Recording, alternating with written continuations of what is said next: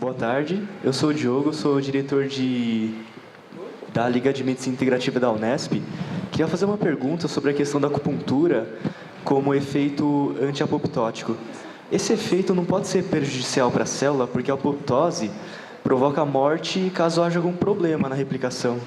Veja, aqui eu reproduzi o que o autor colocou no artigo e realmente no momento que a gente lê alguma coisa é muito salutar que a gente discuta e que a gente coloque em dúvida e que a gente procure os erros do que o autor colocou lá.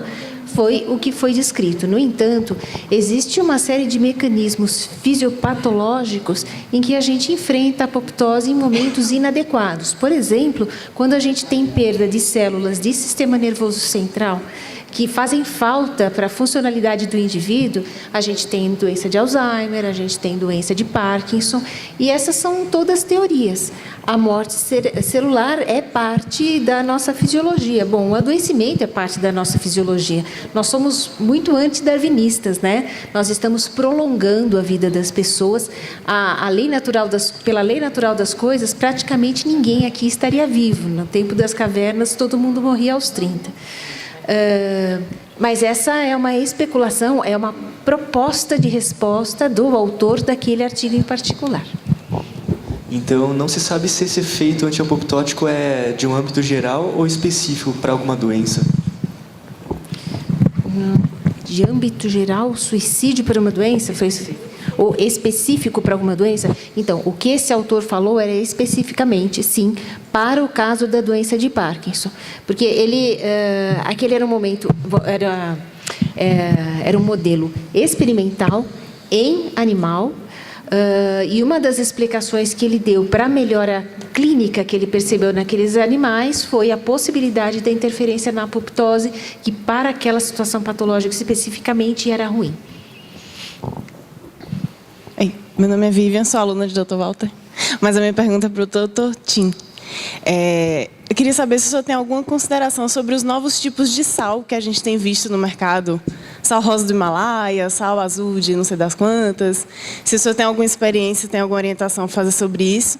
E uma outra pergunta que seria sobre o ritmo da caminhada. Que o senhor fez a consideração dos 10.000 passos por dia, se é interessante um determinado ritmo ou se só os 10.000 passos por dia já é uma orientação que basta. Obrigada. Vou começando pela caminhada. 10.000 passos, na verdade, é uma proposta para a pessoa sair do sedentarismo. Então, não existe uma velocidade determinada. Eu falei de velocidade porque o nosso organismo ele se adapta ao estresse contínuo. Pode ser um estresse esportivo ou não. Então, quando você desafia o seu corpo, ele rapidamente se adapta. E então, a prescrição do exercício precisa ser uma coisa progressiva. Então, é só para ele sair do sedentarismo. Não significa que ele vai ficar eternamente nos 10.000 passos. Você precisa também imaginar uma progressão com uma demanda muscular maior. Aí a gente vai diminuir, com certeza, a pressão. Com relação a esses sais de Mar Morto, de sal rosa, de não sei aonde, não tem nenhum estudo específico. A ideia de sal, na verdade, é substituir o sódio por outro elemento, que você pode encontrar, inclusive, um sal com menos sódio, que é basicamente mais potássio. Esse tipo de prescrição você tem que tomar muito cuidado também. Se o paciente, por exemplo, for um renal crônico, você não deve prescrever excessivamente potássio, né? Porque você vai, na verdade, sobrecarregar essas coisas. Na verdade, a medicina tradicional chinesa era muito interessante. Ela já previa, há milhares de anos atrás, que as pessoas que envelheciam não deveriam comer alimento cru, inclusive vegetais crus. Por quê? Porque o envelhecimento ele é previsto como decadência ou deficiência do san. Vocês falam Shen, mas quando toda vez que fala Shen, eu fico eu aprendi, a minha primeira língua não é português, eu fui alfabetizado em português só depois que eu entrei no jardim, no primário. Então, quando vocês falam Shen, eu fico, Shen é o quê? É sun, ou é sun, ou é... O rim é sun, que é uma acentuação para baixo. Nossa tradução ela não contempla, porque não é uma tradução fonética.